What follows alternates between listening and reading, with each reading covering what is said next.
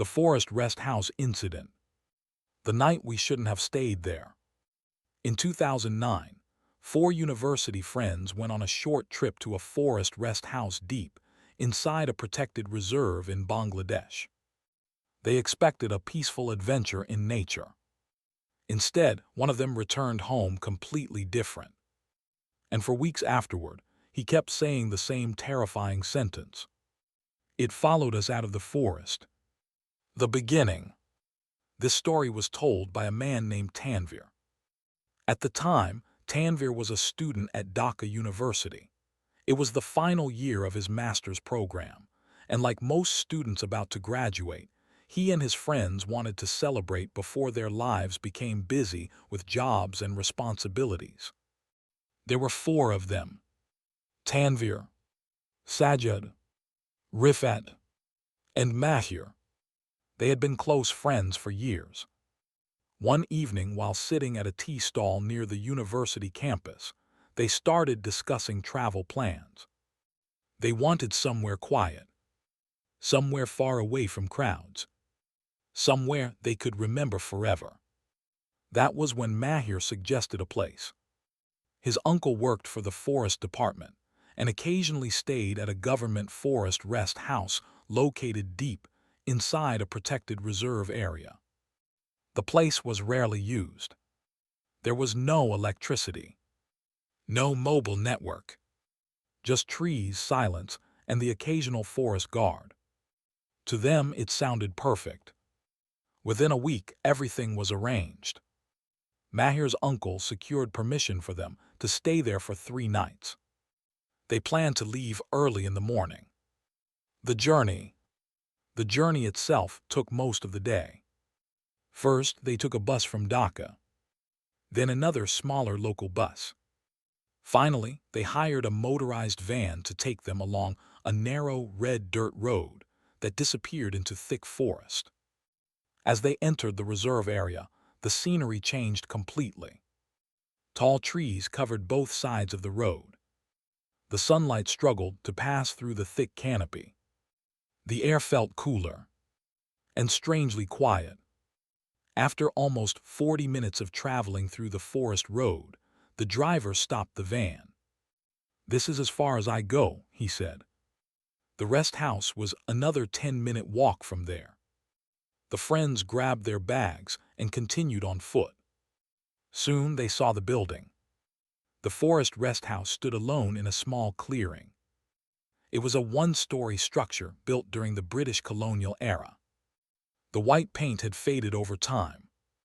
Cracks ran across the walls, and the surrounding area looked almost untouched for years. Beside the building stood an enormous tamarind tree. Its twisted branches stretched over the roof like dark fingers. Under the tree was an old well, and near the edge of the clearing, there was something else. A broken structure made of old bricks. At first glance, it looked like ruins of an old house. Tanvir noticed it immediately. "What is that place?" he asked. Mahir shrugged. "No idea, probably an old building." Before they could discuss it further, a man approached them from the rest house. He looked to be in his 50s. Thin, quiet, and serious. His name was Hazmat. He was the caretaker of the rest house. The caretaker. Hazmat welcomed them politely, but spoke very little. He showed them the rooms. There were 2 bedrooms inside the rest house. Old wooden beds stood against the walls. The furniture looked ancient but usable. Since there were only 4 of them, they decided to stay in the same room. The second room looked worse. Pieces of plaster had fallen from the ceiling. So they ignored it. As the sun slowly disappeared behind the forest, the atmosphere around the rest house began to change. The forest grew darker, and the silence grew heavier. Hazmat brought them dinner around 8 p.m. Simple rice and chicken curry. Before leaving, he said something strange. "After midnight, don't go outside." The friends laughed. "Why?" Rifat asked. Hazmat hesitated for a moment. Then he simply said, "The forest is not safe at night." He left immediately after that. The four friends stayed awake late into the night, talking, telling stories, laughing about old memories. Around 11:30 p.m., they finally decided to sleep. The forest outside had become completely silent. No wind, no birds, just darkness. For a while, everything seemed normal. Until around 2 a.m. That was when Tanvir suddenly woke up. At first, he didn't know why. But then he heard something. A sound coming from outside. Slow footsteps. Walking across the ground near the rest house. He sat up quietly, listening carefully. The footsteps stopped near the window. Tanvir slowly turned his head toward the window. And for a brief moment, he thought he saw something moving near the tamarind tree. A shape, standing completely still in the darkness, watching the house. What we saw under the tamarind tree. When Tanvir woke up, the room was completely dark. The small kerosene lamp they had left on the table had almost burned out. Its faint yellow light barely illuminated the walls of the room. For a few seconds, Tanvir stayed still. He listened carefully. The sound he heard earlier was gone. No footsteps. No movement. Just the deep silence of the forest. He slowly turned his head toward the window again. The tamarind tree stood just outside the rest house. Its branches swayed slightly in the night breeze. At first, everything looked normal. Then suddenly, Tanvir noticed something strange. There was a shape standing under the tree. A tall, thin shape. Completely still. At first he thought it might be Hazmat, the caretaker. But something about it didn't feel right. The figure wasn't moving. Not even slightly. Tanvir rubbed his eyes and looked again. The shape was still there. Standing beside the well. Facing the rest house. Watching. A cold feeling slowly spread through his chest. He reached over and shook Sajid gently. "Sajid, wake up." Sajid groaned. "What is it?" "Look outside." Sajid sat up and squinted toward the window. For a moment, neither of them spoke. Then Sajid whispered, "Is someone standing there?" Tanvir nodded slowly. By this time, Rifat and Mahir had also woken up. All four of them quietly moved closer to the window. The figure was still there, standing under the tamarind tree. Not moving, not speaking, just watching the house. "Maybe it's the caretaker," Mahir said quietly. "Why would he just stand there like that?" Rifat replied. They waited. 10 seconds passed. Then 20. Still nothing. Finally Sajid said, "Let's go check." Tanvir hesitated. But the others had already grabbed their flashlights. Curiosity was stronger than fear. They slowly opened the door of the rest house.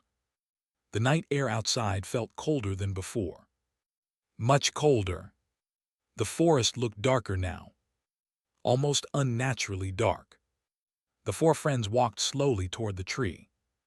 Their flashlights cut through the darkness. The figure was gone. Completely gone. They stopped near the well and looked around.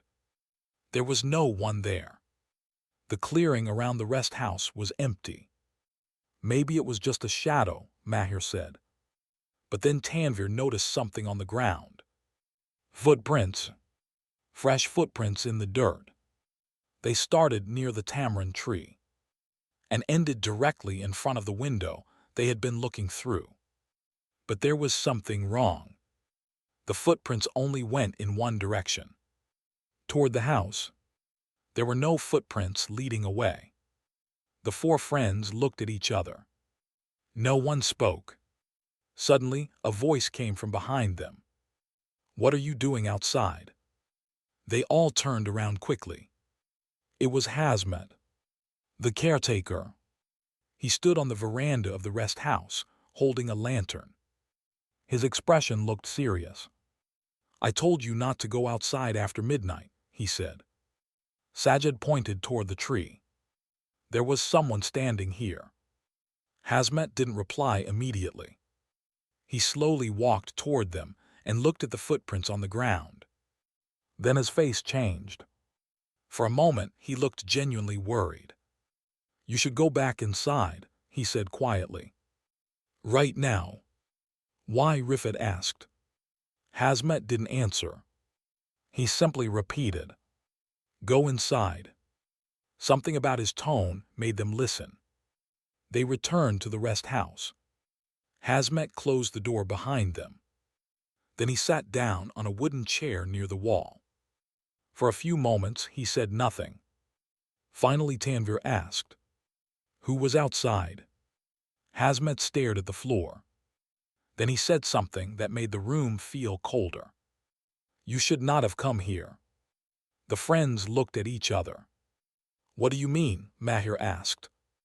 Hazmat took a deep breath. Then he began telling them a story. Many years ago, before the forest became a protected area, there had been a large house near the rest house. The ruins they had seen earlier belonged to that house. According to local villagers, the house had belonged to a man who practiced strange rituals. No one knew exactly what he was trying to do.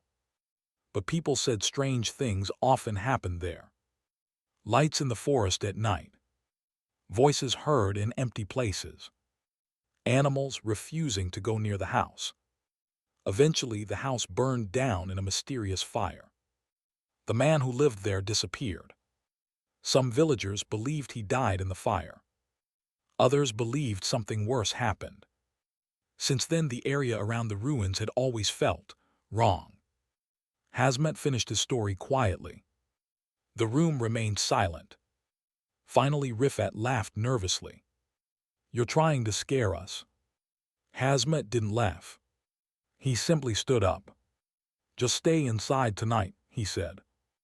Then he left the room. The four friends sat quietly for a while.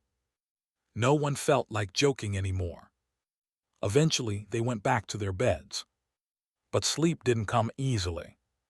Around 3:30 a.m., something woke Tanvir again.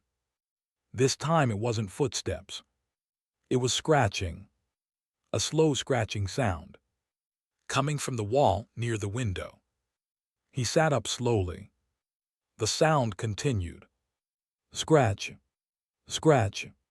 Scratch. Tanvir turned toward the wall. And what he saw made his heart stop. Thin lines were appearing on the wooden wall, as if something invisible was scratching the surface from the outside.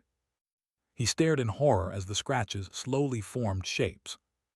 Letters. Someone or something was writing on the wall. Tanvir whispered, "Guys, wake up." One by one, the others sat up. They looked at the wall. The scratching continued. The letters slowly became clear. 3 words, written slowly in deep marks across the wood. "Leave this place." The scratching stopped. The room became completely silent again. No one spoke. No one moved. Because all 4 of them knew one thing. Whatever had written those words was still outside, and it was standing right behind the window. The thing that followed us. The 4 friends stared at the words scratched into the wooden wall. "Leave this place." The letters were deep, uneven, and fresh, as if they had just been carved seconds earlier. No one spoke. No one moved. The silence inside the room felt heavy and suffocating. Tanvir slowly turned his head toward the window. The thin curtain moved slightly in the wind. Behind it, there was only darkness. But somehow, he felt certain of one thing. Something was standing outside, watching them. For several minutes, none of them dared to approach the window. Finally, Sajid stood up. "We're imagining things," he said nervously. "It's probably just an animal scratching the wall." Rifat shook his head. Animals don't write words. The tension in the room continued to grow. Finally, Mahir spoke. We should leave in the morning. Everyone agreed. No one wanted to stay there any longer than necessary. But the night was not over yet. Around 4 a.m., something strange happened to Sajid. At first it seemed small. He began breathing heavily. His hands trembled slightly. Are you okay? Tanvir asked. Sajid didn't answer. Instead, he slowly stood up from the bed. Then he walked toward the door. Where are you going? Rifat asked. Sajid didn't reply. He unlocked the door and stepped outside. The others rushed after him. Sajid stopped. But Sajid kept walking, straight toward the tamarind tree. The sky was still dark. The forest around them looked silent and lifeless. Sajid stopped beneath the tree. Then he looked down at the ground. For a moment, he stood completely still. Then he spoke. But the voice that came from his mouth didn't sound like his own. It sounded deeper, slower. You shouldn't have come here.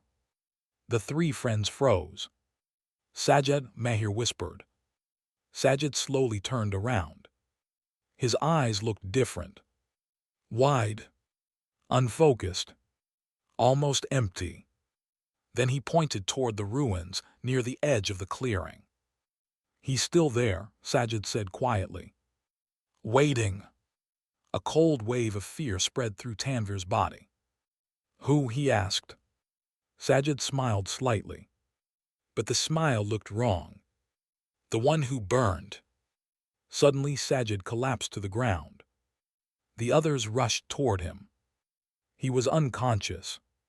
They carried him back inside the rest house and laid him on the bed. For the next hour no one slept. They simply waited for sunrise. Finally, the first light of morning appeared through the trees. As soon as the sky brightened, they packed their bags. Sajid had regained consciousness, but seemed weak and confused. He said he couldn't remember anything that happened during the night. By 7 a.m., they left the forest rest house. The caretaker Hazmat was nowhere to be seen. They walked quickly back toward the main road, where the van driver had dropped them. None of them looked back at the clearing. None of them wanted to see that place again. After several hours of travel, they finally reached the city. Life slowly returned to normal. Classes, work, daily routines. But something had changed. Sajid was different. He became quiet, distant.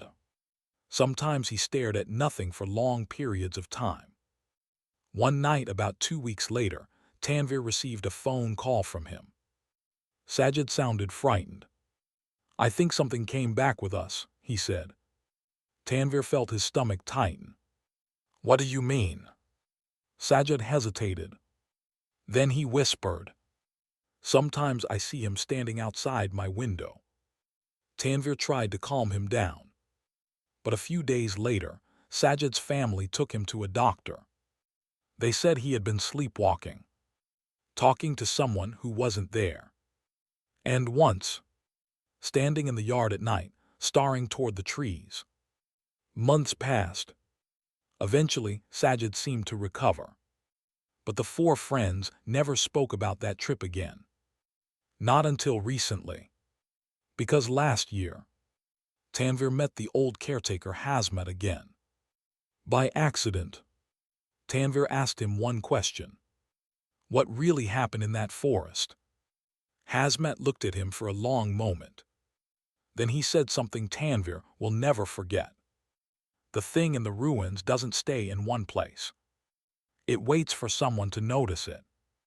And when someone does, he paused, then finished the sentence quietly. Sometimes it follows them home. Even today, Tanvir says he still remembers the words scratched into that wall. Leave this place. Because sometimes, leaving the place isn't enough. Sometimes, The place leaves with you.